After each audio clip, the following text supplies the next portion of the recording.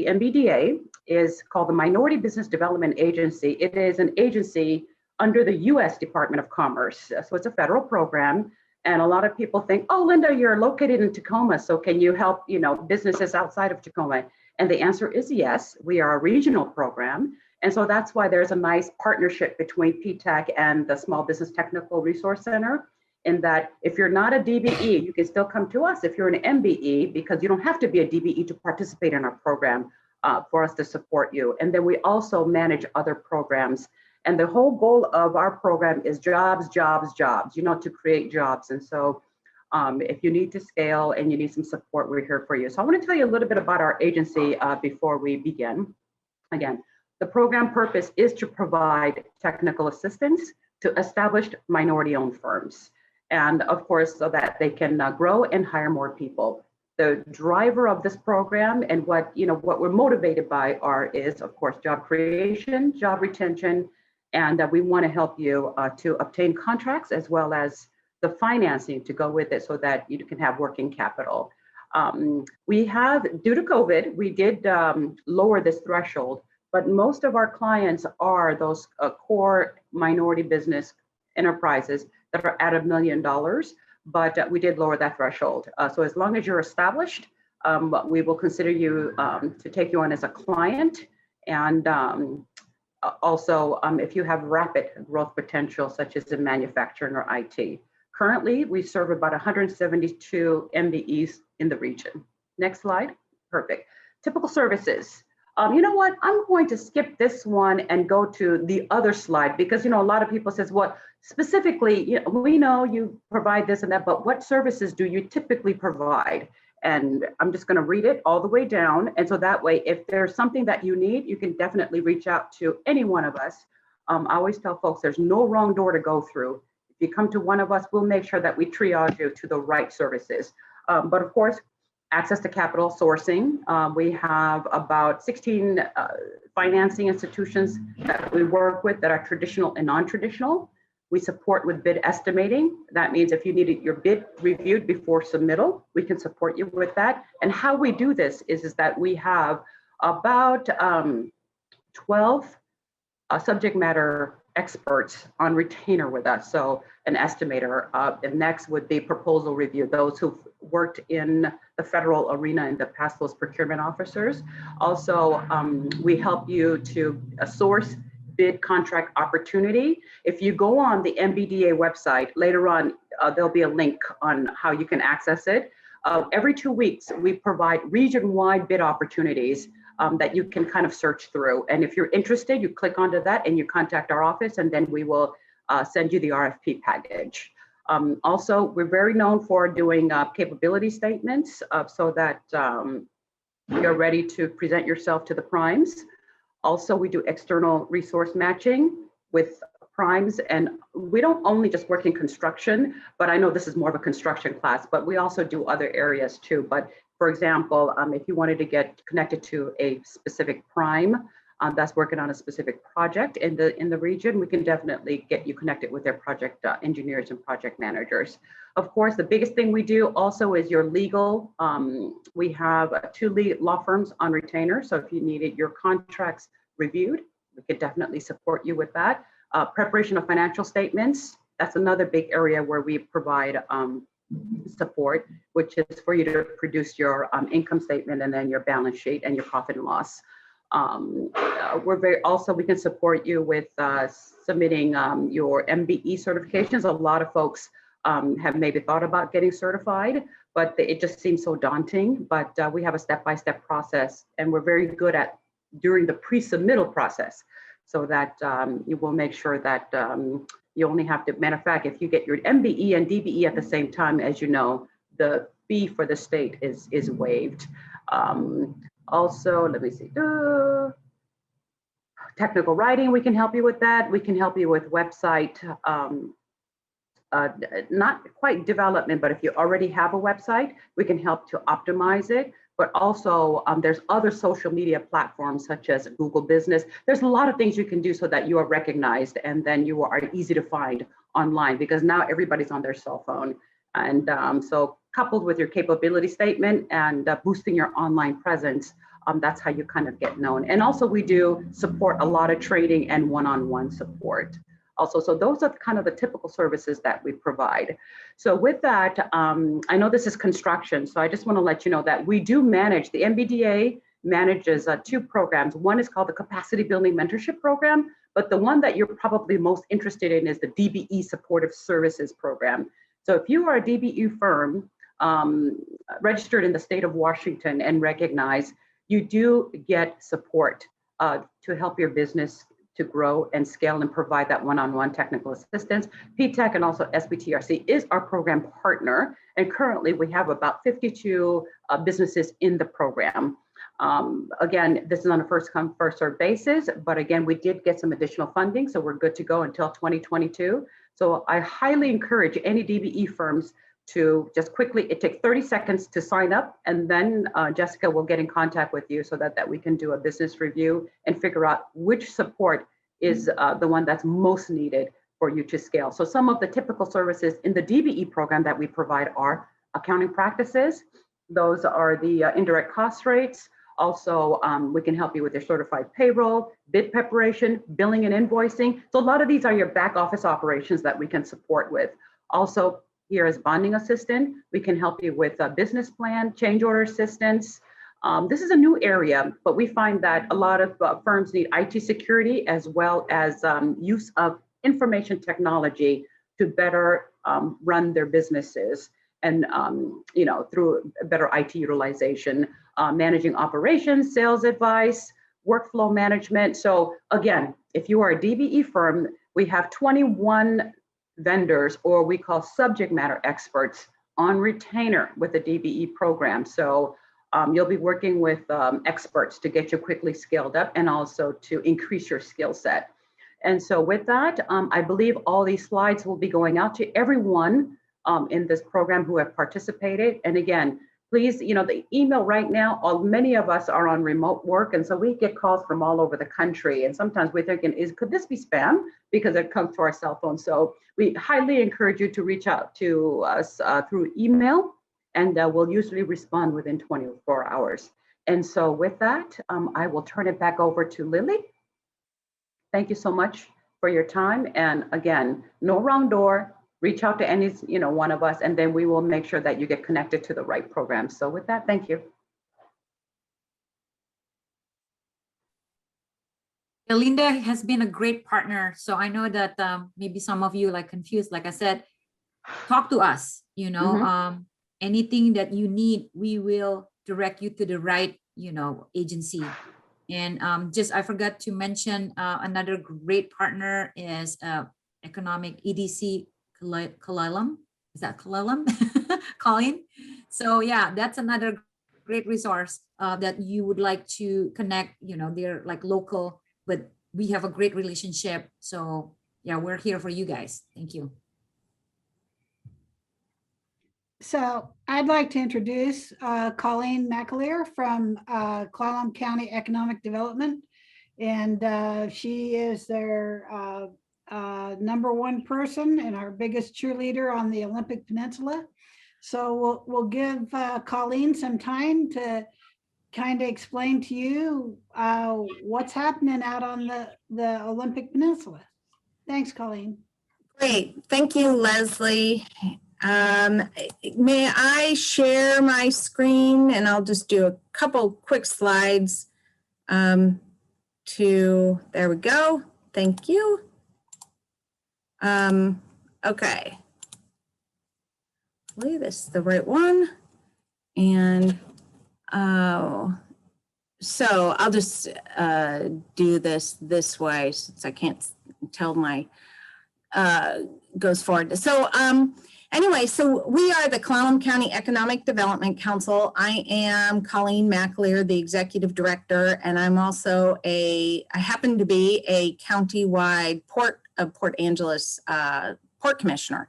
And so we work hand in hand with all of the different economic development entities in our county, from the North Peninsula Builders Association, which is the arm of the BIAW locally, to SQUIM, Realtors, Port Angeles Realtors, Chambers, our EDD, and alphabet soup of who's here in our county, but we've got a really deep understanding of Clallam County's economies and industries. And so and every county has some kind of EDC type organization in their county.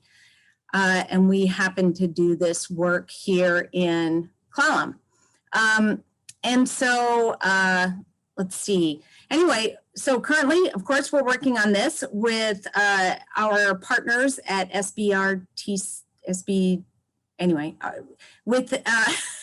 with our great partners at PTAC and SBRTC. I think I got that right. Anyway, no, SBTRC.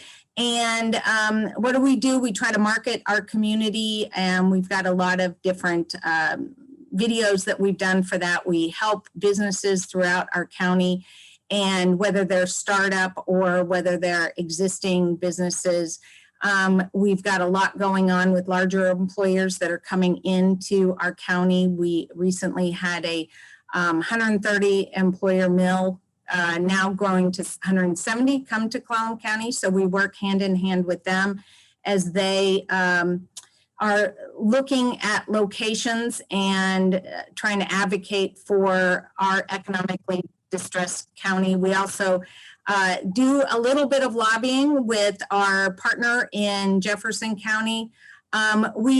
We also have been doing things, so you can go to your EDC to get this kind of information, but understanding the different resources that are available to small businesses. We created an American Rescue Plan, color-coded map for our particular county. So whether you're a household, a small business, a nonprofit, et cetera, we've been analyzing that and trying to ensure that those that need some support have it. Another example of work that we do is around the this program that PTAC and the SBTRC put together for us. We also do things like put together a large employer list, and because of the PPP loan information, we're in a unique time to be able to get detailed information. We happen to be a county that the largest employers are all government entities. So our precious and few businesses that are taxpayers, we really try to support and protect. And anyway, yeah, your EDC is your community partner that provides resources to underserved businesses in your community. And we certainly do that in our communities. We have 4 tribes in our county, and we have a large Hispanic population. So we work very closely trying to engage with them. And we consider ourselves the ground game for Department of Commerce. I meet with them 2 times a week to understand what's happening and make sure all the latest resources are available. So anyway, for businesses that need support right away due to the pandemic, we've got the Choose Clallam First site, but also our normal website is clallam.org. And then we also have an Opportunity Fund site. So that's all I have for the team. Thanks for giving me an opportunity to share a little bit about our work. And yeah, I know our biggest leakage area of our economy is in procurement. We have very, very few businesses that engage in this space, and yet we have a lot of minority businesses, a lot of veteran-owned businesses, and of the 6,700 or so businesses that report revenue to Department of Revenue on an annual basis, we only had 7 that were signed up as DBEs. So what we're finding is that our local procurement contracts are primarily awarded to not just the primes, but also the subs. Those contracts are primarily awarded to businesses in the I-5 corridor in Kitsap County. So we're making an intentional effort working with the talented advisors and experts in these spaces to ensure that we can keep some of that local funding local for Clallam County businesses. Thanks so much. Thanks, Colleen. It's always good to hear from you and get an update on what's happening in your neck of the woods. We're going to take just a move into the next section here. We're going to be talking to our community partners. And by the end of the day today, everybody here will be proficient with the alphabet soup. And the first one that we're going to have on our list is Janet Toth. And Janet is the business advisor for Snohomish County for the Small Business Development Center.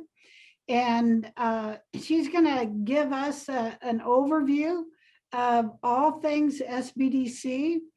And yeah, the reality is that the small business development centers can be such an asset for small businesses. If you have questions about cash flow projections or, you know, trying to find funding, hopefully she'll have all the answers for you. So I'd like to turn this over to Janet, and I'll see you on the other side. Thank you, Leslie. Hi, I'm Janet. I'm Janet Toth, and thank you. You got the last name just on right. Thanks so much. Yes, I'm going to tell you my 30-second speech, which I work on often. I'm an introvert, so extrovert is great here as a training of doing these webinars. So thank you all for your patience. Confidential, no cost, valued, one-to-one advice to for-profit business owners in areas of startups, how to sustain through COVID-19, to growing entities and advising them through succession. More than 30 of us across Washington State in 25 different locations. A registered client receives free, confidential advice and notifications of webinar meetings concerning all levels of business issues. We get you ready for your next step. So as mentioned, my territory is Snohomish County, Washington State, but there are SBDC, Small Business Development Centers, offices located across the country. Now, we are people, okay? People who help people. And there's a song like that, right? We are the luckiest people to be able to provide our services to people who need them. So we take this very seriously. SBDC, not the Small Business Administration, which is, we are usually mixed up by them, but we are the Small Business Development Center. We are funded through a line in Congress for half of our funding to do our program through the state. Funding matched in Snohomish is with Washington State University, which is a huge resource for our business owners. And then we have municipalities and other economic entities wishing, and they provide our funding match because they're looking to have sustainable and resilient business communities. So again, we are no cost, no fees for our services. We are confidential as your doctors, your attorneys, or your bankers. I had bakers, but bakers can be confidential too. So bankers, doing so and keeping the confidentiality. Many times I refer out to other resources. I'm working with a client and they might have something that I want to have them talk to somebody else about who's more proficient. But they're still my client throughout the life of that business life. So, and maybe into the next business the client has, but we are there. I may refer out, but I ask my clients to CC me in that email because confidentiality is utmost important to us. We are non-judgmental. We have safety cones. So sometimes I physically put them around when we are meeting. But I do need to know at what stage our business owners are at so that I don't give too much information to inundate them at the beginning and scare them away from working with me. But I have to also know that I'm not giving little information that might spur them off. So I have 5 basic questions that I ask each client and every client. So I can, like the doctor uses their x-rays and CT scans and all of that, I use these responses to these 5 questions. So one is what business? What business are you running? What product services are you offering? What business is it?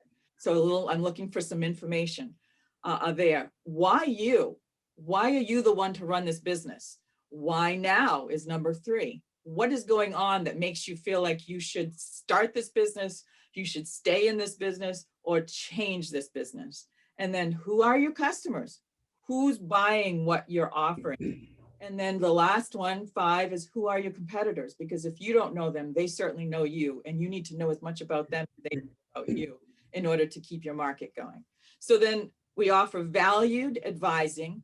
We're certified business advisors, which means when we start this job, we all go through a 6 months similar to master's degree training. And then we have an ongoing training ever after in different aspects of business. So we're there for you. There are 35 of us in Washington State with vast experiences, 25 different locations. And there's also in other states as well, obviously. I don't know the audience if they're all in Washington State or not here. I don't profess to know it all, because then you're a little touched if you think you know everything. But I do know those who do not know, who do have the answers. So that's within our network. And our network of these 35 business advisors is impressive, and they're confidential. So pandemic, what does the SBDC do during a pandemic? Well, remember, people helping people, that's what we do. Again, we're not the SBA, the Small Business Administration. We notify clients of funding opportunities. We assist clients with preparation of funding for funding with the applications on a one-to-one basis, or we also have devised a myriad of very good webinars to help clients through. And if you can't make the webinar, register for it and you'll receive a recording and you can watch it on your own time. We've become very proficient at that. We process people through the applications. We'll be there in the process of it if we can. We contact during and after the applications. We provide updates concerning the funding sources that are out there at the federal level, SBA, at the state level, the Department of Commerce recently, the local level, county, which would be Snohomish County for us. And then also within the municipalities. And then there's the chambers and economic entities that also have been putting some funding out there. We find that out and we relay that information to our clients. And then how do I use the funds after receiving them? So we work with clients who have received some funding, and we confer with them back and forth, to use them in the correct way. Like the PPP Paycheck Protection Program monies had to be used in a certain way in order to get forgiveness. And some of the other grants that have come out, they've had certain requirements. But then also, what do I do since I did not receive the funding? So we work with businesses that didn't receive funding, and how do they stay sustainable? How do they move forward from that point? And we have amazing ways in which to get in there with them and to work with them. Remember, people helping people. So who do we work with or refer clients to? First of all, let's say the Small Business Transportation Resource Center, SBTRC, or SPITRIC, somebody has said before, but Small Business Transportation Resource Center, Lily and Jessica here. And then my second one that I have on my list is Procurement Technical Assistance Center, PTAC. They are the government contracting folks too, who walk you through the process of government contracting, get you ready for it. I work hand in hand with both of those organizations. I also have Manufacturers Extension Partnership. I have the Associated General Contractors. I have 35 other free resource providers who I refer clients out to, and I work with them extensively. And most of those that I have here available to us in Snohomish County are actually across the United States as well. So what do we help with besides pandemic issues with the Small Business Development Center? We help, and this is just a short list: preparation for starting a business. How do I hire the first employee? How do I price my product or service? How do I find funding for my expansion or to sustain? How do I make more profit, more money go into my pocket? Yeah, that's what we do. And someone mentioned cash flow projections, and that's that magic little tool that helps you see that. And we teach people how to do it. You don't have to know all this stuff. We work with you. We want to know what you don't know so we can move you forward to what you will know. And then how do I prepare for funding my business? When do I know to expand my business? How do I market? Who is my market? And how do I know if I should change my product or service? All that stuff, plus a whole lot more, that's what we do with business owners. And then we reach out to your local SBDC, because they will know the aspects of your region and be able to turn you on to the resources nearest you. I know what's close to me. If you aren't in my area in Snohomish County or even in Washington State here today, Google SBDC in your area, find that person. People helping people, that's what we are. And tell others about the Small Business Development Center. Those who count on you to be in business and those who you count on being in business. Tell them about us. We won't tell them about you and we can't tell you about them, but we will be in there working with them to help them sustain, to be there for you.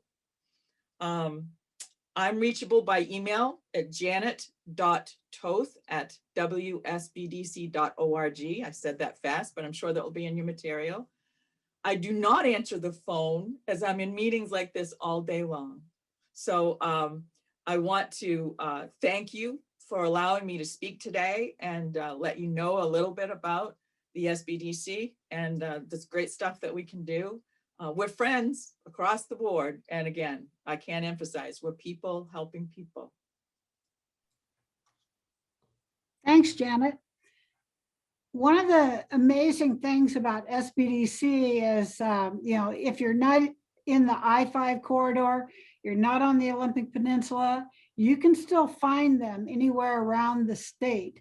And each office has some very unique individuals in there, true specialists that can give you assistance however you need it. And if they can't answer your question, they will find the answer for you and get everybody trained on it. So I know the Spokane office has some really great, talented, long-term people there. They really know their stuff. And Janet and the rest of the team on Puget Sound, they're a huge resource for you to have. Thank you. Thank you, Leslie. So moving on, we're going to talk about PTAC. And who better to talk about PTAC than me? I can talk about Washington PTAC. I've been affiliated with them for over a decade. And now I'm sitting in the position of Olympic Peninsula PTAC. And the whole purpose of these events this last month was at the recommendation from Colleen. And we felt that it was a really great opportunity to provide services to the peninsula that they didn't really know that they had available. And so today I want to talk to you a little bit about Washington PTAC in general. And with that, I'm going to share my screen and just take you to the washingtonptac.org website. So who is PTAC and where did they start? The whole concept was established in 1983, and the US Congress authorizes PTAC to be funded through the Department of Defense. So every year, you know, our agency is just like every other agency in regards to funding. You know, you have your fingers crossed that things will continue and that we can provide the services that are needed in the community. So overall, in nationwide, there's like 94 PTACs across the all 50 states. And actually, we have some in Guam and Virgin Islands. And of those 93, 94 centers, there's about 400 PTACs across the United States that can give you assistance. In Washington State, I think we have 12 or 13 PTACs on hand now, and we're in Spokane, Tri-Cities, Vancouver, Auburn, you know, Seattle, Everett, and Kitsap. And so if you need any assistance, PTAC is around to give you a hand. And so, you know, the question is, well, what all do PTACs do? So let me change the screen here just a little bit for you. So PTACs have a lot of different services that are available to you. And if you sat in on any of my classes over this last month, you've probably experienced a bunch of these. You know, we do interpretations of solicitations. You know, if you want to do government contracting and you are looking at something for the very first time, they speak in Klingon and the writing is in hieroglyphics, and it takes somebody really educated in government contracting to decipher what they're saying and what's going on. We assist with registrations and certifications. Yes, you want to do government contracting, but do you want to do it at city, county, state level? Do you want to do it at federal level? And every entity has its own requirement for you to be registered with them, and we can walk you through that process. The same thing with the certifications. If you are looking for any state contracts, you know, the big emphasis is on DBEs, disadvantaged business enterprises, or MBEs or WBEs. And all of these are available at the state level if you qualify through the Office of Minority and Women Business Enterprises. And when I get done here in a little bit, Caleb is going to talk to you about OMWBE. But at the federal level, the feds have a whole different scenario for certification, and PTACs can walk you through the system. We have lots and lots of training opportunities. If you check out our calendar of events on washingtonptac.org, you'll find we have some really great ones coming up. I know that we're doing the dissecting of an RFP, and that takes you step by step on how to work through solicitation and prepare a proper bid for it. We will also review specification standards and drawings, you know, if you don't really understand how to do those. One of the biggest areas that we work on is marketing assistance. We teach you how to do market research. We teach you how to prepare your marketing materials so they are acceptable to federal and state agencies. It's not like commercial marketing, you know, it's a whole new ball game. So we really try to assist you in that way. The other thing about the services that we offer is that we work very closely with other government agencies and prime contractors. And we are so pleased today to have available to you in some one-on-one matchmaking, some of the premier prime contractors in the region. We have Skanska, we have Vanner, we have Kiewit. we're going to talk about the fish passages and and then we have the government agencies like PNNL, the Pacific Northwest National Labs, NAVFAC, Naval Facilities, and then we have the guys from the Naval Warfare. Some of these guys will show up on Thursday for the government track of classes, but we work very closely with all of these, trying to do matchmaking, trying to find opportunities for small businesses within some of these larger contracts, and helping the primes, meet their set aside requirements, when they have federal contracts. But in all of these opportunities, sometimes it can be totally overwhelming. And if you need somebody to talk to over the phone, or maybe do a quick Zoom meeting, PTACs are always available to give you a hand. And if you I kind of showed the different links, but if you're in Thurston County or Kitsap, I'll bring up the Kitsap one here. We have some really talented staff there. The PTACs are generally retired contracting officers.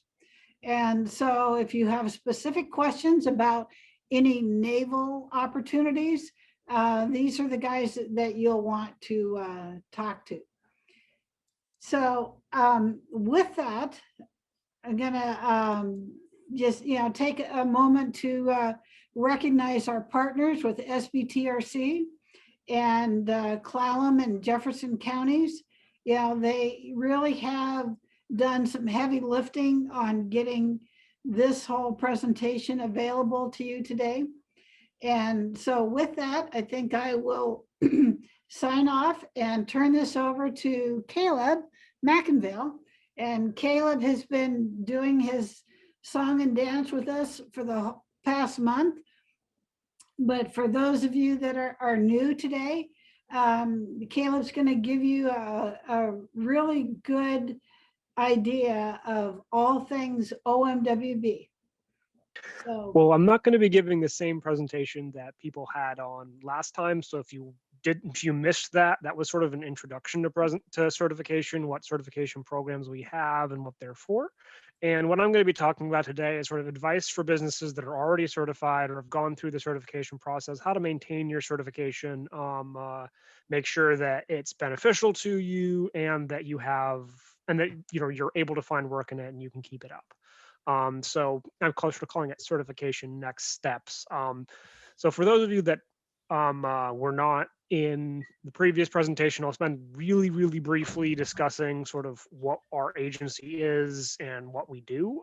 So as Leslie was mentioning with the DB certifications and the WB certifications and things like that, our agency is the primary certification body for the state of Washington for women-owned businesses, minority-owned businesses, and otherwise disadvantaged businesses. So if you want to do business with state government, whether it's federally funded project with state government or it's just any work directly with the state, our certifications are the ones you're going to want to receive in order to sort of have your participation counted towards goals, and it can give your business a leg up in contracting against your competition, and can make your business more visible. It's traditionally for women or minority-owned small businesses. So if you're a very large business or you're not a woman or minority-owned business, there's some potential for certification, but our primary focus is women or minority-owned businesses that are small. The limit's pretty healthy, but that's for most companies shouldn't be an issue, and I'll talk about that in just a sec. But most of what I'm going to cover today is a couple of recommendations from our office after you get certified. It's going to really parrot what people have been saying earlier today as well. Talk a little bit about how the renewals work and a couple of things to keep in mind that once you get to keep your certification, keep it current, make sure that you can maintain that certification and there's not any more unnecessary work from you. And then I'm going to dig in a little bit into NAICS codes and the business description, which is sort of how your firm is listed publicly. make sure that, both business owners, whether that's prime contractors, but then also state agencies, can find your business and make sure that your information is kept up to date so you can get the best possible, sort of the most possible bang for your buck out of their certification timing, and gain the most benefit. So first, for newly certified businesses, we do send out a list of resources to all newly certified companies. So once you get certified, we have a list of organizations that we work with, like PTAC, like SBRTRC, and the local SBDCs. But just make sure you're taking advantage of those free resources and the resources that are available and assistance that's available. Other organizations like SCORE can also provide free consulting to businesses. Minority Business Development Agency is another national organization that focuses on minority businesses, but they can also provide free consulting for your business. They can provide assistance to help you secure financing and things like that. But there's a lot of resources out there. And, as Leslie said, it can be a little bit intimidating sometimes parsing through all those different resources and making sure that you're really getting the best ones. But I would definitely recommend talking to PTAC, talking to, small business development centers, small business transportation resource centers, because they're really there to help you. They're there to make this as easy as you can for you. And you're already on the right track if you're part of this class. So that's a good first step. But something I've seen that's been really that a lot of businesses with a certification have seen a lot of benefit from is finding a specific niche and networking. So if you can sort of be the go-to contractor for a certain agency in a certain field, like public relations, for example, or something like that, you can really be very successful. Sort of find a way to differentiate your business from the competition, find something that makes yourself unique, and use that as a leverage, including your certification, in order to network with these agencies, make sure they know you're around. And I don't want to be a downer, but it can be difficult when you're breaking into government contracting, and your certification will definitely help, but it's not a guarantee of work. And there is work on your end that's going to have to go in to make sure that you're reaching out to these you're reaching out to these agencies, you're making sure you're aware of the bid opportunities that are applicable to your company. You're working with these resources in order to make your company successful with government contracting. The certification can be beneficial, and you can get work just by people finding you on the directory. But the businesses that are the most successful are the ones that are out there pounding the pavement and hustling for work and trying to find and connect with agencies and prime contractors and building those connections. But really take advantage of the resources. A lot of them are on this call today, but make sure, there's especially anything that's free, because the only thing that's going to cost you is maybe some time. But really can't recommend talking to, PTAC and other organizations like them enough. But once your business is certified and you've sort of gotten yourself set up, you want to make sure you're maintaining your certification and that you're not going to lose your certification, and you're not going to have to go through the work again to submit a new application and things like that. So just put a timer on, or set a calendar notification for yourself in the future regarding your renewals. Whatever's the best way for you to remember when your renewals are coming due. Would recommend that you put that on your calendar somehow to remind yourself that, yes, I do have to renew my certification after you've received it. So we have a federal certification program, which is for federally funded projects in the state. And that renews every year. So if you got certified in 2021, you wouldn't have to recertify until 2022, which is the date that you hear that you've been certified. It'll be a year from that date. The state program is every 3 years. So if you got certified and let's just say today, April 20th, 2021, then you would not have to submit your renewal until April 20th, 2024. Even though you can submit it right up until the deadline, I'd really recommend if you start submitting your renewal a little bit early. We send out emails, I think it's 90 days and then 45 days before your renewal date. Really would recommend submitting it sort of before you get up to that deadline, because once you hit that deadline, by both state and federal law, we do have to remove your business's certification. We do allow a bit of a grace period if you've lost your certification in that interim in order to be able to renew, but We don't have to do that, and it's not something I can guarantee is always going to be available for you going forward. So I really would recommend submitting those renewals in a timely fashion before your deadline. We'll, as I mentioned, we'll send out email reminders. So just make sure that the email that you have listed in our system is current and it's something that you check. And if it was your administrative assistant or some other person that set up the certification for you, submitted the application, just make sure that you're getting that the email that's associated with that with your record is going to be something that you're regularly checking, because we don't want you to miss those notifications because your admin person is no longer with you and you didn't update that or something like that.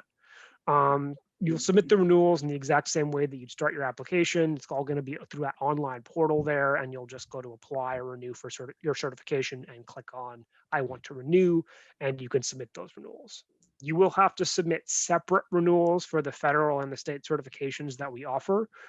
So even if you got certified today and 3 years down the road, you'll have a federal renewal and a state renewal to do on with that same deadline. So just make sure that you're keeping those up to date. And because if you don't renew, you will lose your certification. So you want to maintain that so you can maintain the benefits. A couple of other things about during the renewal process, just to keep in mind, we will ask some basic questions, whether there's been any changes for your company when you've renewed your certification. There's going to be a simple form that you have to sign and your updated tax information. There's also some questions about have any of these things changed with your business? And please make sure you're keeping us up to date on these different areas. It's not listed here, but a really important one is also contact information. So that's probably the most important thing to keep us updated on. So if your address changes, your phone number changes, your business email changes, make sure you're entering that into the system as soon as possible. So if we do need to reach out to you for any reason or remind you about renewals or something, we can get a hold of you. But in addition to that, if you have new ownership, so your new owner is part of the business, then there's a major change in responsibilities of the business, like you've hired new management or you've taken a step back and other people have sort of stepped up and are doing a lot more work. We want to know about major changes in management in your business like that. And we'd like those submitted along with the renewal. There's some questions that will be associated with that. But also if you have new lines of business, the renewal is a perfect time to update your certification to make sure that those new lines of business are included. And I'll talk about that in just a second here. Also, just keep in mind net worth and size. That can be a reason you might lose your certification if you exceed either of those limits that are listed here on the slide. So I mentioned updating your certification regarding new lines of business. The two ways you can do that is through your NAICS codes and your business description. Hopefully you're familiar at least somewhat with NAICS codes. That's an international system in North America between Canada, the United States, and Mexico. And they're an attempt to break down all industries into a 2 to 6 digit code, with 2 digits being very general and 6 digits being very specific. We can only assign 6 digit codes for businesses. So when you're requesting new codes be added to your business, that please only request 6 digit codes because it's all we can give you by both state and federal law. There's no limit on the number of codes you can have. So you can have 80 different codes, but for each code that you do have, you are going to have to show us, yes, you can do that type of work. So please don't request codes that your business can't do or that are more aspirational, like you'd like to do this in 5 years, but you're not able to do it now. But for anything your business can do, please go ahead and request that code. You can look at the codes your company currently has in our portal by logging in. So the same way you would submit applications, you can look at your business's record there, but you can also just search for your business on our directory, which I think is a really good idea. So you can see exactly what businesses and agencies are seeing when they see your company. This is just an example of what it was going to look like when you do that search. So you can see the exact codes and the business description, and just make sure that that accurately captures what your business does. And you can update those, your business description or the NAICS codes during your renewal process. There's a way to do that. But you can also submit an expansion request, which you'll also do in the online portal in the same way that you'd submit a application or a renewal. You'll just say you want to update your information and in the decision tree that's available there. And if you're looking for what codes might be appropriate, I would recommend going to NAICS.com or the US Census. They both have the exact same list of information and list all the different official codes that are used. And that's just a good resource for finding the right code that's applicable to your company, because it's not always the most intuitive process when you're going through that. But if you do have any other questions, as always, please feel free to contact us at the phone number and email listed here, or contact me at the phone number and email listed here. But that's about it for me today. Does anyone have any questions?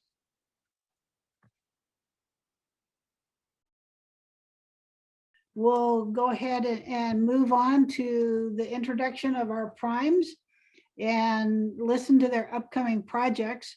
So the first one up is Skanska. And today we have Robin Storm. She is the Diversity Compliance Coordinator, Senior Project Engineer. And Jackie Gilfucci, she's a Compliance Officer for Skanska USA Civil West. And we're very honored to have them represent Skanska today. So I'll turn it over to you and let her go. Thank you so much, Leslie. Good afternoon, everybody. I am Jackie Gilfucci. I am the Compliance Officer for the West Region of Skanska USA Civil, and I am based in Riverside, California. It's sunny weather right now. Thank you so much, all of you, for being here today. And before we start our presentation, I really would like to extend a thank you to Jessica Chen and Leslie Miller for reaching out to Robin and I to partner with you. I would like to say, hello to our partners, Vanier Construction, to Tom and Greg, and Dennis and Chris from Kiwi. We're all on this together, even though we play on the same sand, we're all on this together. We're partners, okay? So next, please, let's pass the next slide, please. So let me just give you a little overview of us about Skanska. A lot of people, a lot of subs, especially DBE, they ask who Skanska is.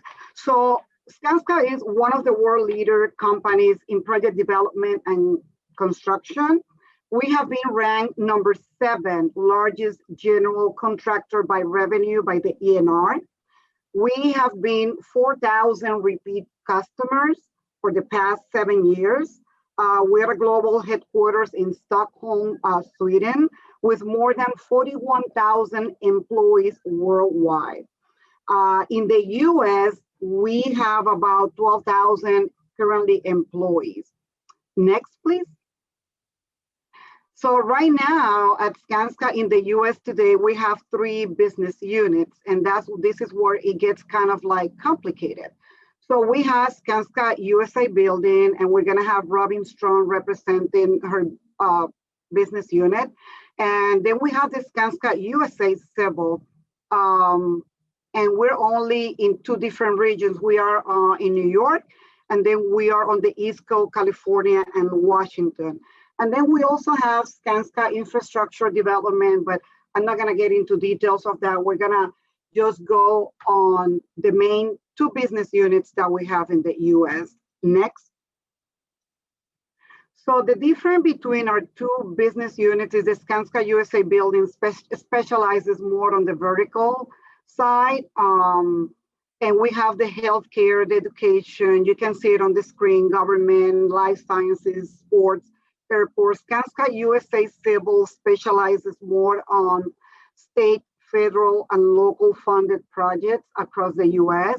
So we specialize in highways, bridges, tunneling, ways, waterways, water, rail, transit, environmental, power plants, airports, and government. So this is one of the difference. So depending on what your scope of work is, you can feel free to reach out to Robin and I.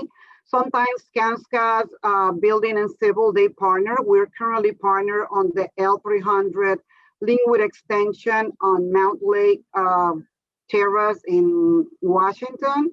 We currently don't have any opportunity, but at least you can see how we can partner together. And with that being said, I will gonna turn it to Ms.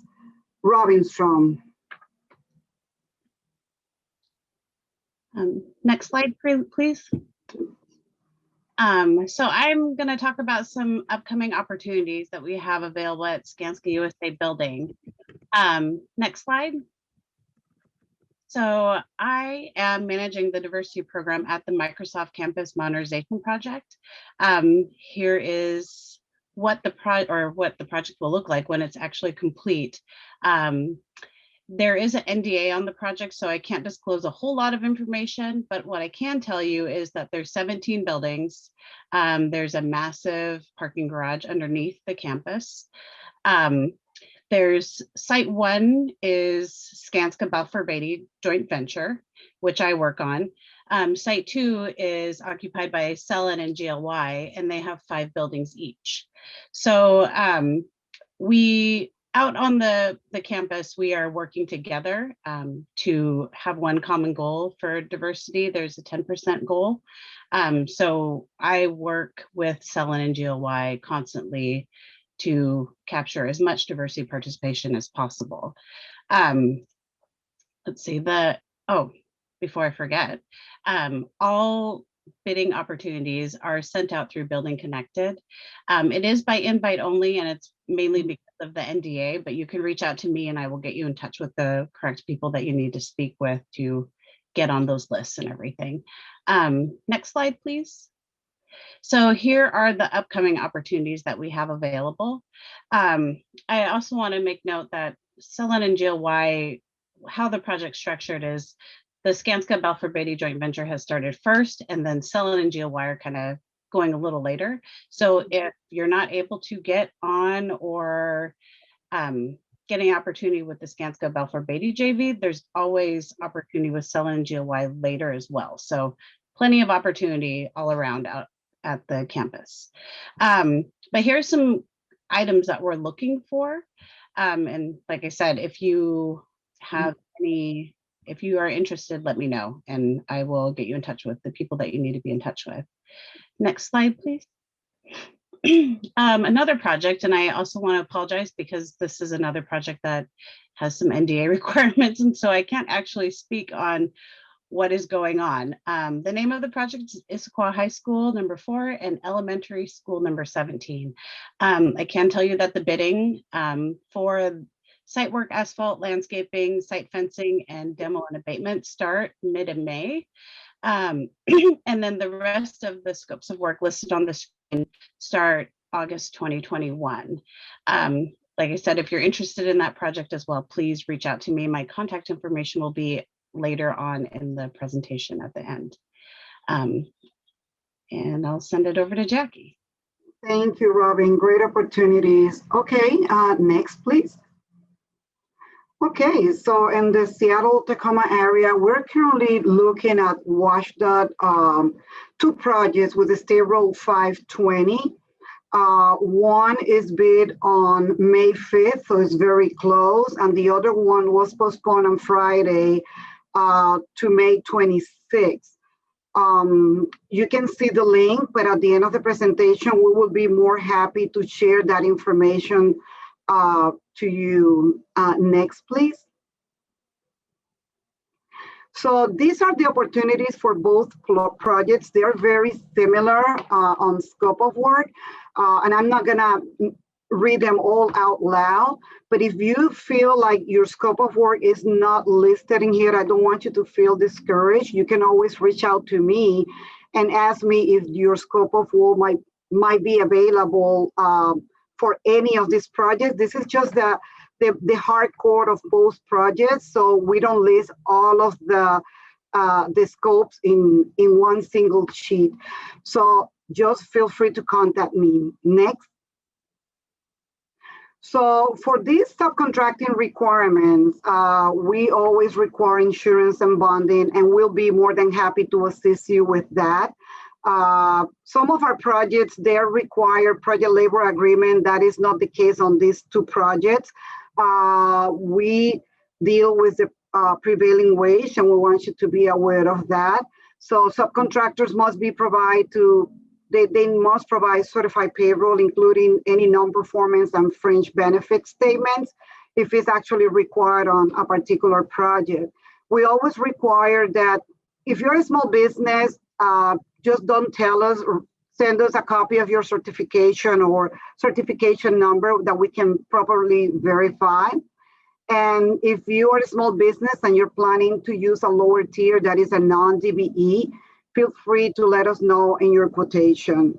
So there is many ways to reach out to Skanska, either via phone call, via email. You can send us in California, bits.stalcal@skanska.com. These are not the only projects that we have. We have a lot of projects that we're pursuing in California. If you are currently certified in the state of California, take advantage of that opportunity.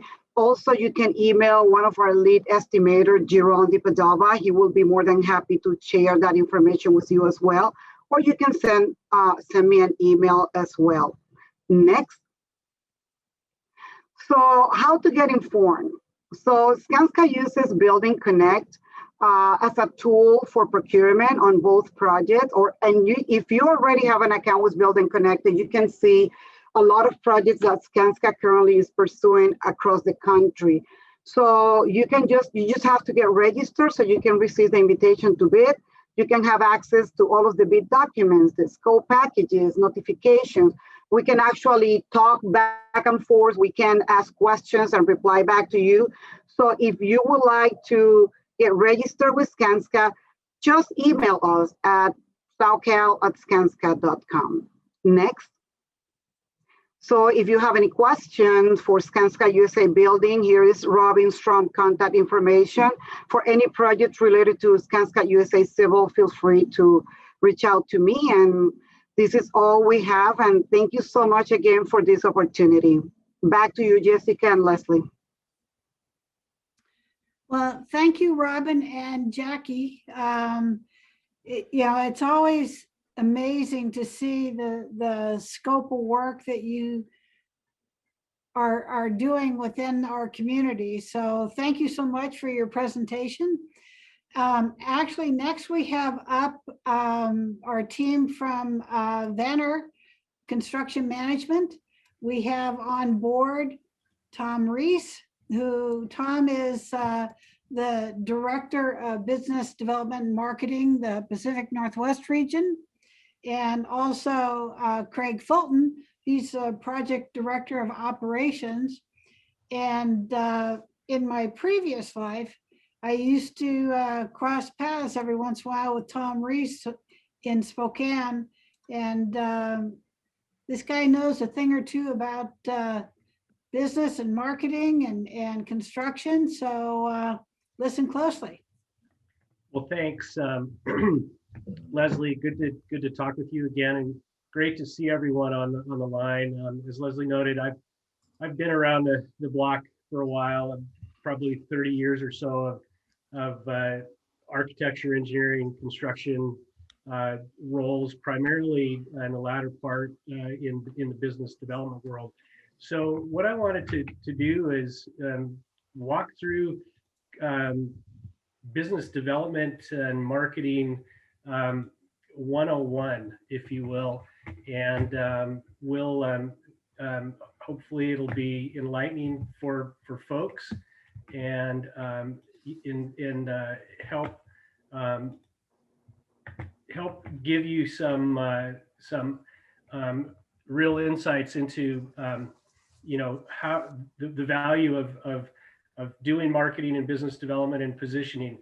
There's one caveat. This comes from the perspective of the consultant world, and I know the folks here are from the contracting side. So I'll try and skew it a little bit more towards the contracting side, but please acknowledge that going in. I want to introduce the marketing process. Getting people comfortable with what marketing is.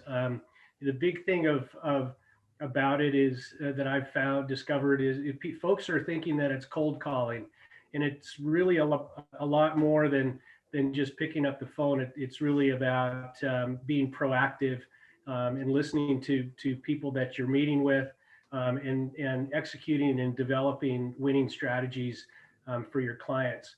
Um, it's it's how you approach interacting with your clients is really more about the value of providing them benefits rather than features. And this is understanding the potential for sole source. That's really more along the lines of a consulting role, not so much for a contracting role, where most of the time you will be held to the low bid wins the work.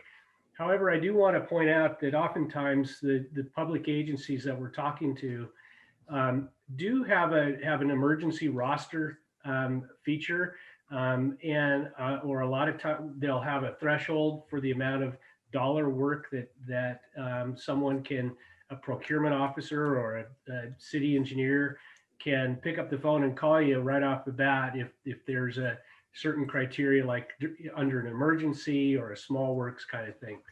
And then really I want to emphasize the importance of the relationship building and how to make that go forward. So that the business development and marketing, it identifies all of those different things about market trends and planning, and it's about really being being proactive, and oftentimes not yet, I would imagine, but as your company grows, there's a role for the business development and marketing to move into, and honestly, the valuable thing, the most important component of any marketing and business development activity is you. You're the person that is going to be building that relationship with the client, and develop those approaches and the ideas and things that differentiate you from the others that you're competing with.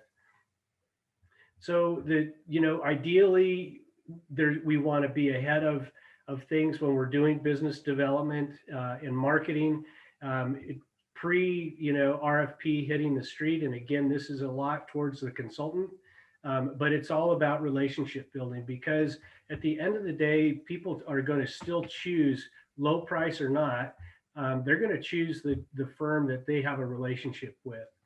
And then obviously, again, where you submit your bids or your proposals, a lot of times you'll be on a team with a consultant, and so you'll be involved in the proposal preparation and perhaps interviews. And then there's no better way to do marketing than to execute the project and deliver the project better than anyone could imagine, and far better than what the client was expecting. I really want to point out business development and marketing, project delivery, and is business development and marketing.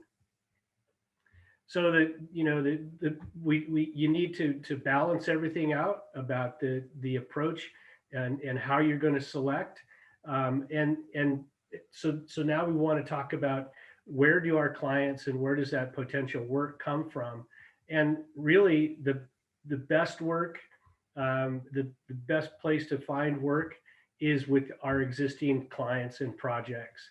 And so it's certainly not 50-50, and it's certainly not 60-40. It's really about 80-20. We want to make sure that we're capitalizing on those existing clients and serving them, delivering their projects rock solid over and over. And you'll be a repeat consultant or contractor as those goes forward.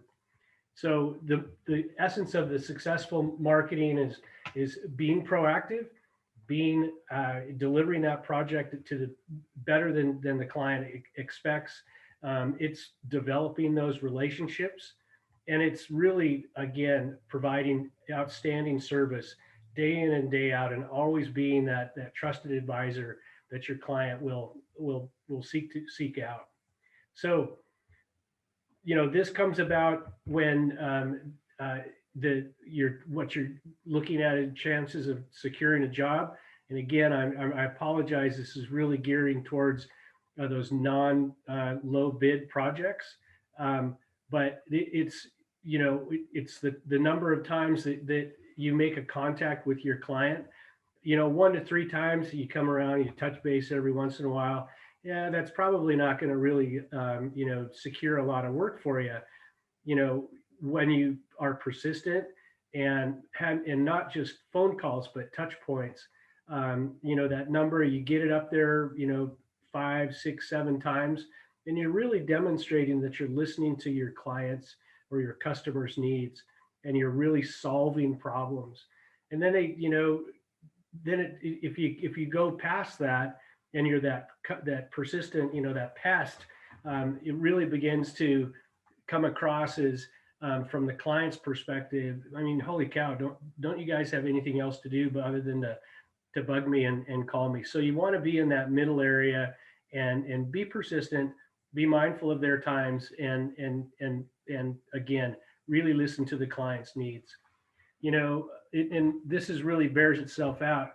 Most people will make one call and call it a day. And it really doesn't deliver anything. A few will make a couple of calls and then they'll bag it. And, a lot will continue on and after 3 calls, and 80% of the sales, 80% of the work will come after that 3rd call. That's where you're developing that relationship. They're getting to know you. You're listening to them and getting to know them. And it really is successful if you just keep at it and hit that sweet spot. So where should we be spending our time and our money? We can't chase everything. We can't, spend our time on everything. We have to be efficient with our resources and our money. And so really sorry about that. The pre-proposal, it's largely, easily 60% of our time. The proposal time, it's easily, another 20 to 30%. And that interview time it closes out where we should be really spending our money and our time. Because if you've developed that relationship, again, people at the end of the day hire the people that they know. So in summary, everybody on your team is in marketing. It doesn't matter if it's the receptionist, if it's yourself, if it's, your project managers, or whoever, anybody that's working on your team. It's a team sport and it's everyone's job. 80% of the work comes from our existing clients. So don't be afraid to, obviously deliver an outstanding project always, but don't be afraid to market to them and ask them, hey, we're getting ready to wrap up. What do you got coming along? Or I see you got, something in the hopper. Yeah, I'd love to give you a proposal or give you a price on it, and be proactive in building those relationships. Again, make those multiple client touches so that they know who you are. They know that you're listening. They know that you're paying attention. And lastly, it'll really help you to spend your resources in an effective and efficient manner. So with that, I'll turn it over to Craig. All right, thank you, Tom, appreciate it. I don't have a presentation, but I'm going to give you my thoughts. I've gone through my career. Just a quick background, I did 27 years in the Navy Civil Engineer Corps. So we manage the Navy infrastructure from planning to budgeting to procurement, design, construction, 40 or 50 years of operation maintenance, and then eventual demolition. So I've got the federal behind me. I did 5 years with the city of Port Angeles. So I know the municipal and the state requirements of construction. And now I've done 3 years, what I call the dark side, private practice with Vanner Construction. And just want to talk to you about a few things I've learned over the time. I want to reiterate what Tom just said. Marketing is everybody's responsibility. I'll give you an example. I've got a field employee, staff member, who you wouldn't, I mean, he's out in the field. What does he have to do with marketing? But he is a guy who comes up with solutions for the client, for the contractor, for subcontractors, where he can say, he goes, well, if you, yeah, you're going to do it this way, but if you do it this other way, you're going to save $20,000 in construction. Well, contractors like that, and they respect Dan because of that. Because they respect Dan and want to work with Dan, they want to work with Banner. Clients love him because Dan comes up with solutions saying, you know, yeah, you can put it in this way, but if you put it in this way, you're going to save thousands and thousands of dollars of operation maintenance in the future. Everybody's responsibility is marketing, and Dan's a great example. Another thing that Tom brought up is solutions and ideas. Everybody wants to work with a contractor, subcontractor that doesn't just do X. I asked you to do X, you gave me X. Great. You filled your contract. We want to work with contractors, subcontractors that only do X, but they come up with solutions, better ideas. They give you Y and J to make the project better, cheaper, faster, and then deliver to the client, exceeding their expectations. That's who we want to work with. That is who you want to be. And by having that background of people thinking of you as giving you solutions and ideas, they're going to come looking for you and give you jobs. So add value, deliver projects above and beyond what the client wants. Again, what Tom talked about, you got to develop relationships. In the 3 years here, we've developed a relationship with a testing and inspection service. We know how they operate. We know their people. They give above and beyond what we expect.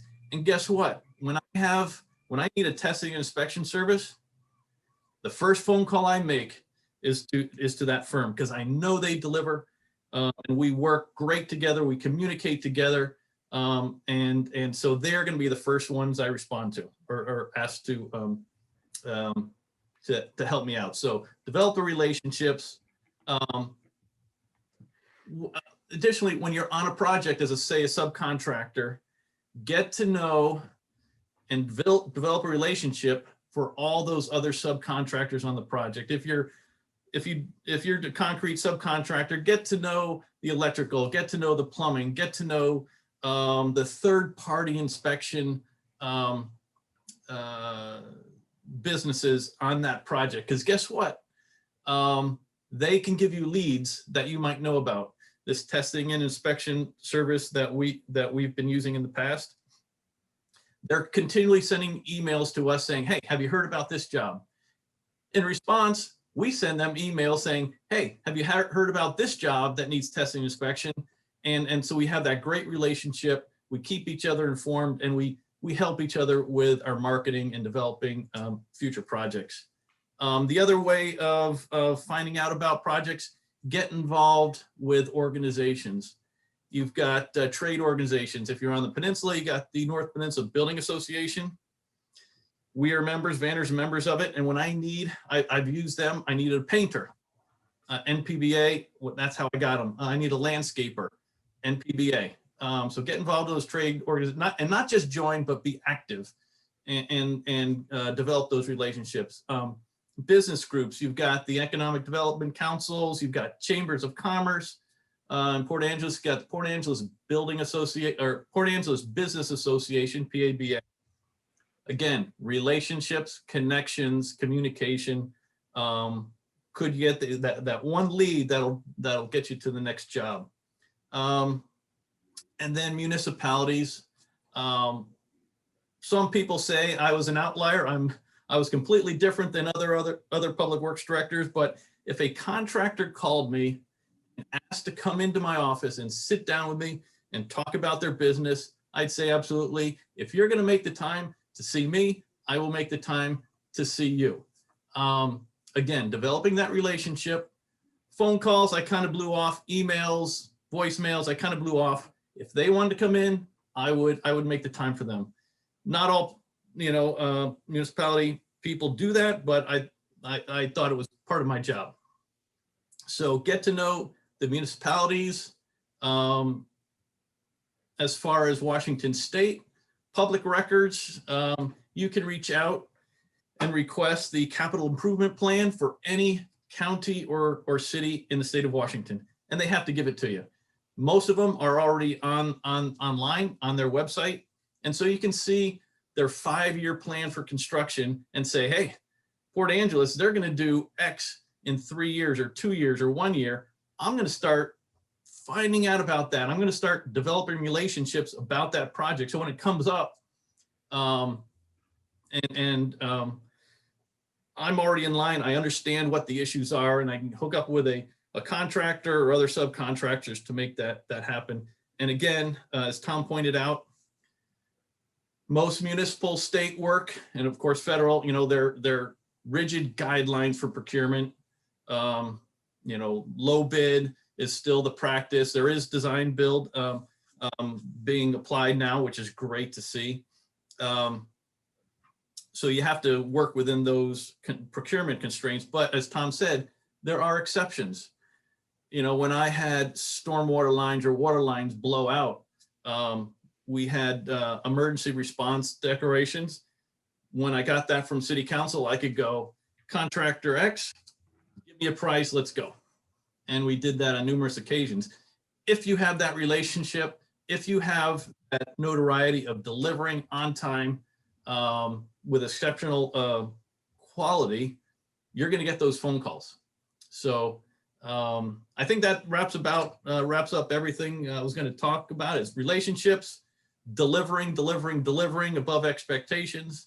And then as when you're dealing with city, state, federal procurement, if you sat through Larry Bjork's presentation 2 weeks ago, I think, about proposal development, those low bid contracts, procurement methods, you got to have your proposal built correctly to get that job. So re-listen to Larry Bjork's presentation if you want more information on that. And that's all I've got. I mean, if there are any questions. Yeah, any questions?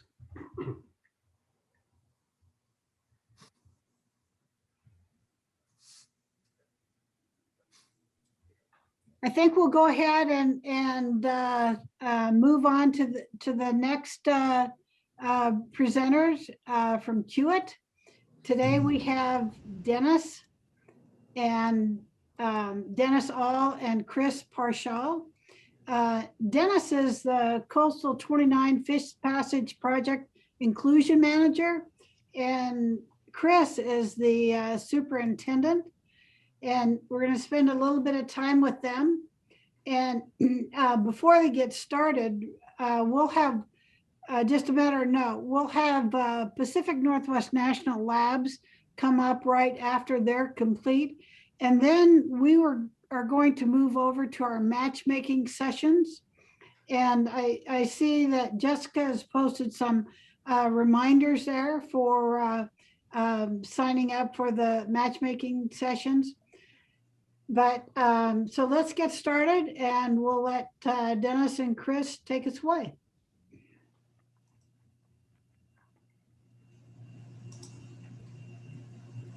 All right. Hopefully everybody can see my screen. Yes, sir. So I'm Chris Parshall with Kiewit. Been with the company about 18 years or so, and in the industry a little bit longer than that. For this project, they call me the design build coordinator, so I'm on the construction side, but kind of helping get us through the design. And I'll let Dennis introduce himself here.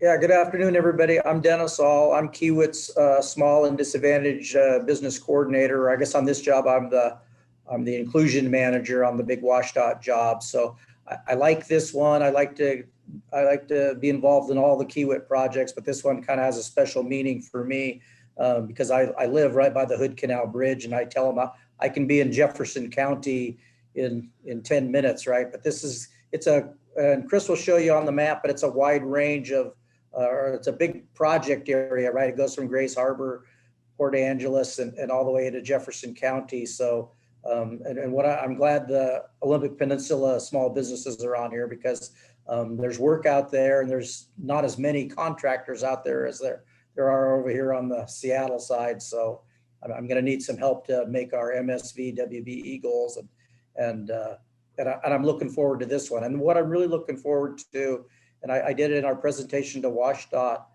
I have been working on fish passage and fish survival projects for almost 5 decades. I started my career with general construction at Kiewit Company, and I've been back up here for the last 15 years. And this is kind of a continuation of what I've been doing my entire career, trying to help the fish and the local communities. And I'll let kind of Chris walk through a little bit of the slides on the project, so you know what we're doing, what we're building out there. Yeah, thanks, Dennis. So yeah, the project that WashDOT has is part of their overall fish passage program, where they're working to remove barriers to fish passage to their typical spawning grounds underneath the state highways through, all different types of structures that they have. And this project, is focused on structures that are on 101 and 109, 101 between Port Angeles and Aberdeen, and then 109 again from Aberdeen up to the reservation there that the Quinaults have. And so, really this project is focused on sites that might look like this, where you've got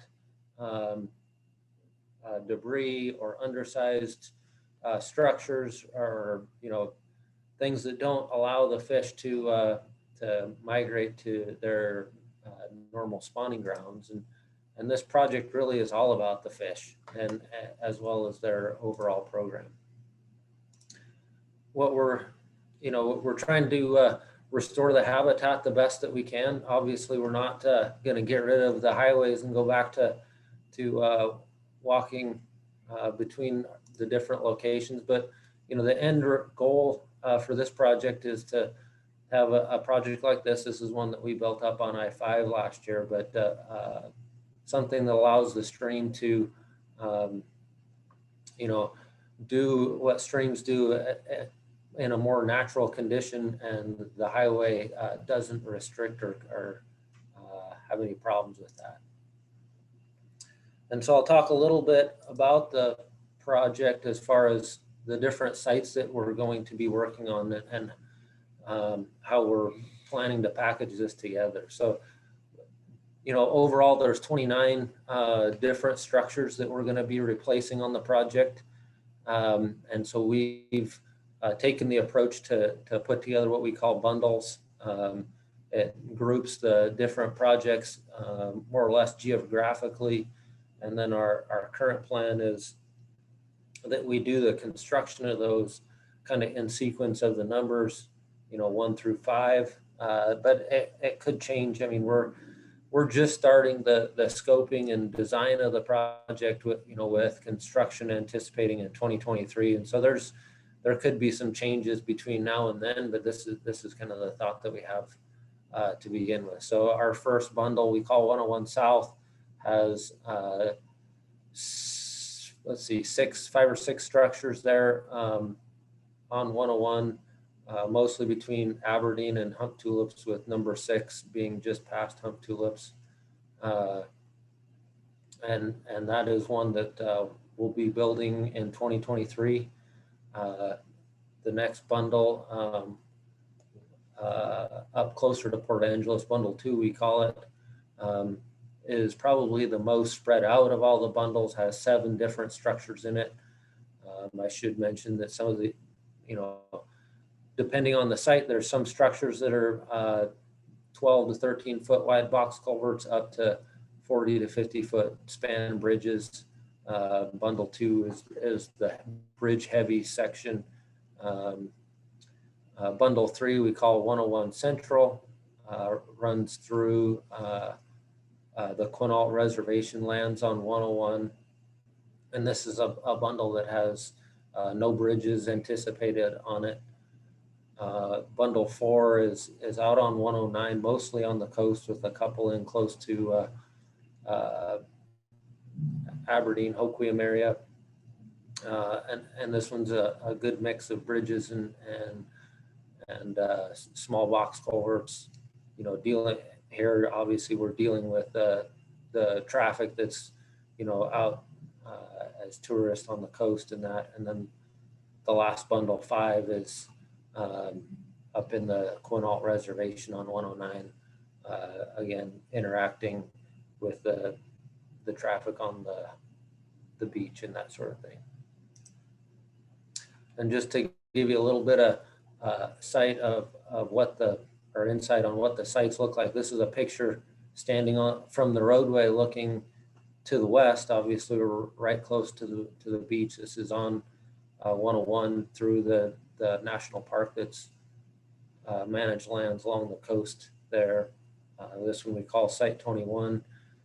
And so you can see the pristine nature of the area that we're working in. And the idea here is that we try to leave it when we're done with the project and as close to that condition as we can.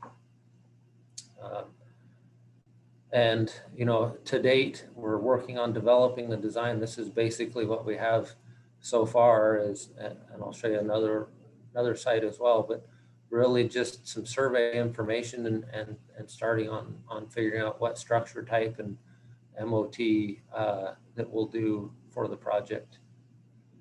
So this is, again, close to, that's kind of on one extreme where that'll be a bridge, very pristine type area. Another site, this is on 101, our Site 26 in Bundle 1. And this is a culvert that's got timberland on either side, you know, the production timberland, and so very different landowners that we deal with and expectations of what we do with our project here. The scope of work for these projects, for those that have been involved with them, you know, very similar throughout all of the different projects, but I'll try and hit some highlights. You know, obviously there's a lot of BMPs, you know, temporary erosion and sediment control measures that are critical to, you know, working in this type of environment around active streams and that sort of thing. Next, we have, you know, we're replacing a culvert, a bridge, you know, a structure of some sort. And so there's obviously the excavation, backfill, embankment, MSE walls, all those sorts of scopes of work involved with building these structures. You know, putting the new structures in, the crane work involved with that. And there we go. And then there's also temporary works that are required to allow traffic to go through. This is a temporary bridge that we built up as part of a project that we built a couple of years ago. It's a temporary acro bridge. And, you know, the other, I think, during construction, most important factor to a lot of people is the MOT, how we get traffic through the job site, around the job site, while we're trying to, you know, build the new structure. And then lastly, I'll touch on is habitat. The, you know, the features to try and make the stream work in a way that it can, you know, have that natural feel to it for the fish that are swimming in the stream, and to be able to continue its natural processes is important. And so constructing the habitat features is a critical element. And so, you know, throughout this project, you know, we'll be doing a lot of the work, but then, you know, we'll be subcontracting a lot of the typical work, whether it's, you know, as you can see in this picture, fencing and guardrail, paving, striping, the typical highway stuff. But some of these structures, just altogether will subcontract out for some of the little bit larger companies to do one or two of these crossings, whether it's one or two a year or whatever, throughout the project, just because of the large scope of this project, some of the remoteness in that hard to go do 29 of these all on your own, even when you're a large company like this. And it really helps to build the job for WashDOT, as quickly as possible, as well as giving everybody the opportunity to participate in a large project like this. Yeah, and I wanted to add one thing, give Chris a chance to catch his breath a little bit, but one of the goals that WashDOT has set out for us is there is a 26% minority, small, veteran, woman-owned small business goal. The goal actually, since it's a state-funded project, is voluntary, but we don't look at it that way. We did another job. We did the viaduct demolition in downtown Seattle. It had that same 26% goal. And we originally went in with a plan where we hope to make at least 11.3% small business participation under those categories. And at the end of the job, we're going to double that. And the success story there is we're going to do a 22% achievement, which we help small local businesses, minority-owned businesses, hopefully on this one, tribal-owned businesses and tribal employment and WashDOT. We met over 25 times in a calendar year with WashDOT and their diversity manager to kind of show how we were going to get to these goals. And we're going to have to do the same thing out of the peninsula. And so we're going to need small business partners because that's a lot of dollars. That's a high percentage. And we're going to need some capable small businesses to help us build all these structures. So I'm glad you're all on and finding out early about the project. Absolutely. Yeah. And I mean, I was really focused on the scope of work, but just like Dennis talked about with the viaduct, a lot of the projects that we're involved in, we always are out looking for the smaller contractors that, are real efficient with the work that they do and the pricing and all that, and really enjoy working with contractors like that. Jobs that we've built up north, had some great participation there, and the Fish Passage in Arlington, I think our goal there was 15%, right, Dennis? And right. There, I think we're going to be at 19% just on the DBE, and there was other small businesses that were part of that. So yeah, we not only do we do it because we're required to, but we enjoy working with the smaller companies. And a lot of us, like Dennis and I, started our careers with smaller companies and enjoy doing that and what we're doing now. So that kind of takes me through what I have on this particular project. Is there any questions from anybody about the project, overall scope, or anything else regarding what we've got going on with the Fish Passage program?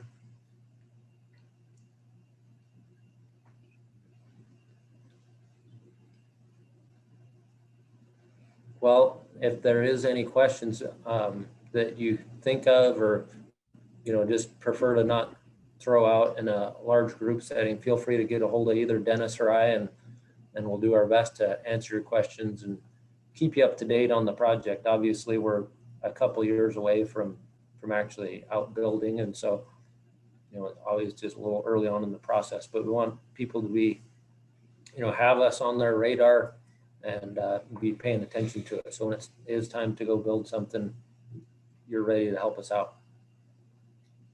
Well, thank you, Chris and Dennis. We really appreciate your input this afternoon. It's amazing to see so much going on the Olympic Peninsula. And I know that, for Colleen and Brian Koo from Jefferson County, that all these guys are so appreciative of the opportunities that you're going to bring for small businesses out there. So thank you.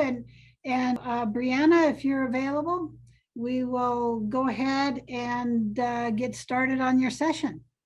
Brianna Yee is the Acquisitions Lead Specialist and Small Business Program Manager for PNNL. And Brianna, is this the one that's based out of Squim? Thank you. Our main campus is actually located in Richland, Washington, but we do have a satellite campus in Squim, Washington. So main campus in Tri-Cities, satellite campus in Squim, Washington on the Olympic Peninsula. Okay, well, thank you, Brianne. Let's go ahead and just get started. Thank you. Sure. Just 1 second. Let me get my presentation pulled up. I'm trying to navigate with my laptop screen, and it's quite as efficient as having multiple screens, right? Yeah. Let me see if I can get this. I don't see an option where I can share my presentation. Let me try one more thing. All right, I'm not usually this technologically challenged. There we go. Okay. Okay.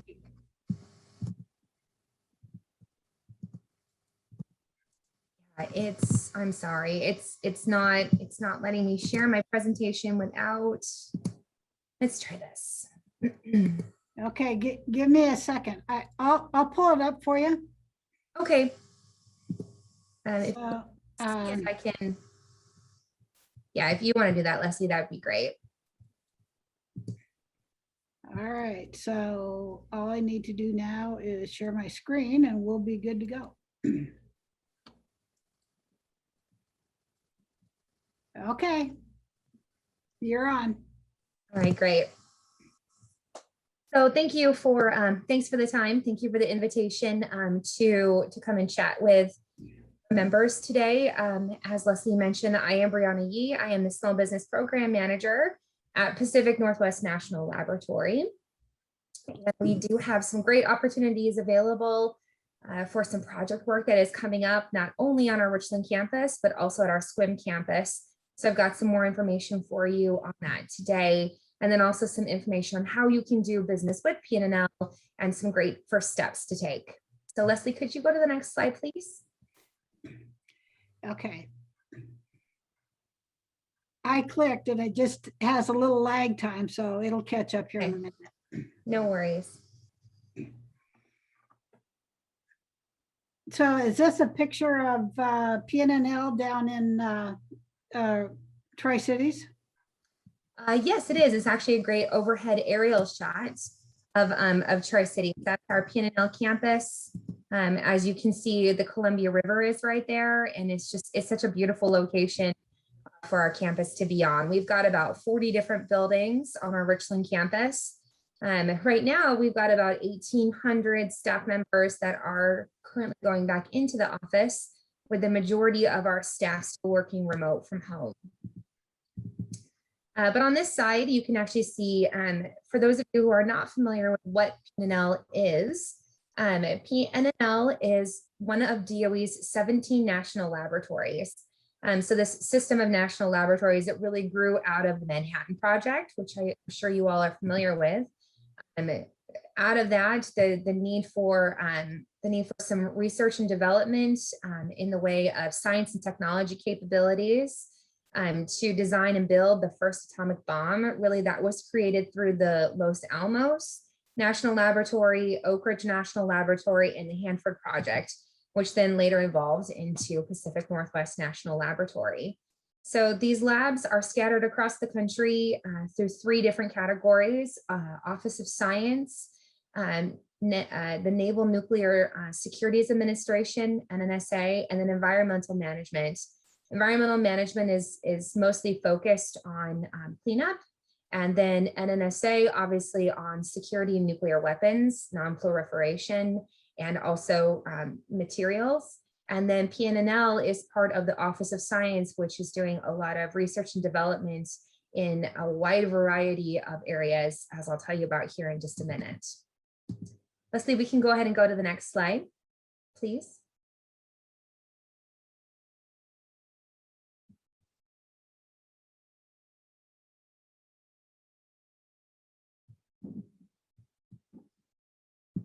To give you guys a little bit of information about PNL as a high level, PNL has been operated by Battelle Memorial Institute as the M&O, Management and Operating Contractor, since 1965. So they've obviously been doing a really fantastic job for the Department of Energy to continue to extend this contract to operate PNL. And Battelle is also allowed to do its own privately funded research through use contract, a variety of different iterations over the last couple of years. So we have several different clients and several different projects that are happening on campus. We do a lot of work mainly in obviously scientific discovery in earth sciences, chemistry, data analytics, also in the energy resiliency directorate. Obviously, a lot of work there is done in grid modernization and energy storage. And then National Security Directorate is our main focus and our main target when it comes to type of funds that are coming in that are appropriated through Congress through each year through the national budget. And that's changing a little bit, obviously, with a new administration having a renewed focus on energy research. You can see, as I mentioned, we have several different campuses. Obviously, our main campus in Richland, Washington. We do have satellite campus in Sequim, Washington, which I'll tell you about here in just a moment, which is another laboratory, our Marine and Coastal Research Laboratory. Then we also have a satellite office in downtown Seattle and one in downtown Portland, and additionally in Washington, DC. So we are spread across the state and also across the country. Leslie, can you go to the next slide, please?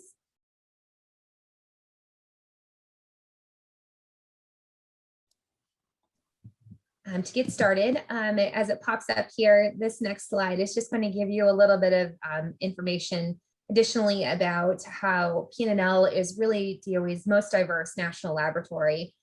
We have about 5,000 staff members. We do about $1.1 billion in spending every year. And we've got, of our staff members, about 340 different invention disclosures. So patents have come out of the research and development that we've been doing here on the Tri-Cities and Sequim campus, as well as across the state and the country. Again, the majority of our staff are focused in national security, science directorates, as well as our energy and environment directorates.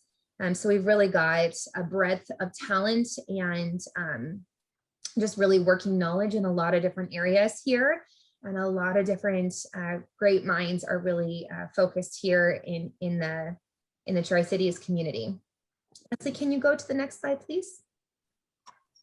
Thank you. All right, just another little high level about PNL, just about the national security mission. These slides are going to be available to you after this presentation, so there'll be more time and information for you, or ability or opportunity for you to go to PNL's website to look for some more information in each of these different areas, should they be interesting and applicable to you and your company. So obviously in the National Security Directorate, we're doing lots in the way of cyber situational awareness. So a lot of cybersecurity research, nuclear non-proliferation is also coming out of that directorate, and quite a bit of the radiological nuclear monitoring and detection. We've got quite a bit of research that's being devoted in that sector. Can you go to the next slide, please? Here's where we have some real great work that's being done in our energy and environment sector. Really some innovations in terms of carbon management and fossil energy, the electricity and energy infrastructure, so modernizing the electric grid for better resiliency, security, flexibility. PNL is co-leading the Grid Modernization Laboratory Consortium with a variety of other laboratories across the country as well. Energy security and emergency response, so really in extreme events, responding to grid-related emergencies. So what happened to Texas a couple of months ago, that's something that PNL is really focused on preventing in the future. Next slide, please, Leslie. And just a great thing about PNL is that we really have some great state-of-the-art facilities that really are enabling all this world-class research. It's just a very unique campus with facilities that really enable us to deliver across the breadth of our mission areas. So you can see there's a variety of laboratories. So our Environmental Molecular Sciences Laboratory, which is a national scientific user facility on PNNL's Richland campus. We've also got the shallow underground lab. It's 39 feet underground and houses some of the world's most sensitive radiation detection systems for ultra low background R&D in support of international treaty verification and the search for dark matter. So really some exciting things are happening on our Tri-Cities campus that are really impactful across the country to the American people. And we also have our Marine and Coastal Research Laboratory, as I mentioned, which is the only marine sciences laboratory across the DOE National Laboratory System. Leslie, can you go to the next slide, please? So as I mentioned, it's DOE's only marine sciences laboratory. It's got direct access to coastal ocean. It's really focused on ultra clean air, water, aquatic and terrestrial interface. It's got a in-water test facility, and it's also got permits for seawater intake, treatment, and discharge. It's got some great flow-through wet labs, ultra trace chemistry labs, and it's got some really great focus on climate simulation and climate research. Leslie, can you go to the next slide, please? And the Marine and Coastal Research Laboratories, they've been around for a while. As you can see here on this campus, we've got a great footprint in SWIM with a couple different office buildings that are sitting up away from the water. And then we've also got some buildings that are down on the water with a boat dock. So we've got some waterfront infrastructure down there. So this just kind of helps set up the visual picture for you for how you can see our campus and SWIM. And there's some really great opportunities for some new projects that are coming up in the near future with SWIM campus. Leslie, do you still have the presentation available? Oh, there we go. Great. So on to the next slide. We've got some great out year projects to share. If you were at our event, our webinar last month in the month of March, we did a whole in-depth deep dive into these out year projects. We're really looking at 1 to 3 and 3 to 5 years. The projects for the 1 to 3 years, they're ranging anywhere from $1 to $5 million. And they're going to be, as you see on the screen, from building number 5 or project number 5, which is the creation of a new storage building. We've also got a new access road going in, and then we have the new water and sewer connection and distribution going in as well. So those projects, we're looking at 1 to 3 years out, and then 3 to 10 years out. This is all to be determined in terms of how much the projects are going to be in dollars. But this is where we're going to be building out our waterfront capabilities. The MSL2, which you see on the screen, is building number 3. We're going to be demolizing and building a specialized high bay facility there. Also then number 6 will be renovating existing laboratories. We also then have the opportunity in building number 2, demo and building of data collection and analysis building. We've also got number 4, which is additional specialized laboratories. And then the building of number 8, which is the new conference and collaboration building. So as you can see, we've got 9 different projects throughout the course of the next 10 years that are going to really improve the infrastructure and just the building capabilities that we have available for our SWIM campus research. Next slide, Leslie. Just some additional information on things we have going on here at PNNL Richland. We've got the Energy Sciences Center. This is getting ready to open up in the fall. This was obviously already awarded and construction is underway, but there may be some additional opportunities for outfitting each of the different laboratories and offices that are going to be stood up in this new building. And next slide, Leslie. And this is actually a new project for us that just got awarded or is in the process of just being awarded this week. So we have a brand new building that is also going on our Richland campus called the Grid Storage Launchpad. It has an estimated cost of about $75 million. And this one, again, the request for proposal invitation for bid session period has ended, and they have accepted and awarded to the successful offerer. But again, there may be some additional opportunities for follow on with subcontracting opportunities with that prime. Additionally, for some businesses to do some work in outfitting those offices and laboratories as well. And Leslie, do I have a couple more minutes just to go over how to do business really quick with P&L? Yes, go ahead, please. Okay, if you could go to the next slide, then that would be great.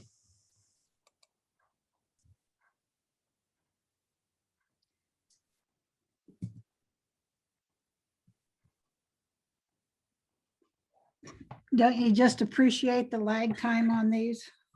I know. It's the beauty of the internet. Yeah. Okay. So 2 more, I think. So I'll just give you a little bit of high overview. There we go. Just the things that we purchase. We purchase through 3 different methods. So through traditional purchase orders, obviously subcontracts, those would be higher dollar and things that have QA or environment, safety and health or inspection type of special considerations. We also purchase a lot through our P cards for lower dollar goods, less than $5,000 typically on each transaction, and through our B2B program, which is our e-procurement program, mostly for commercial off-the-shelf goods. And so typical purchases outside of construction services, we really purchase quite a bit of obviously laboratory and scientific equipment, resources in the energy and efficiency sector, including staff augmentation, security, software systems, products, and then computational tools and information technology services. So we buy a whole breadth of goods and services across our different portfolios. And next slide, Leslie. This just shows the different breakout, specifically where our construction fell last year. So you can see what our spend volume was. We did for construction. Obviously, last year was a little bit different than it will be in the years to come. For construction, we did about $70 million. We are obviously looking to do a lot more in the next few years as the Grid Storage Launchpad building stands up and as the Swim Campus renovation gets moving forward. Next slide, Leslie.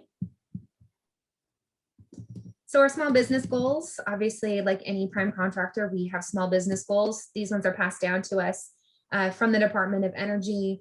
And we do have small business in general and then other socioeconomic categories.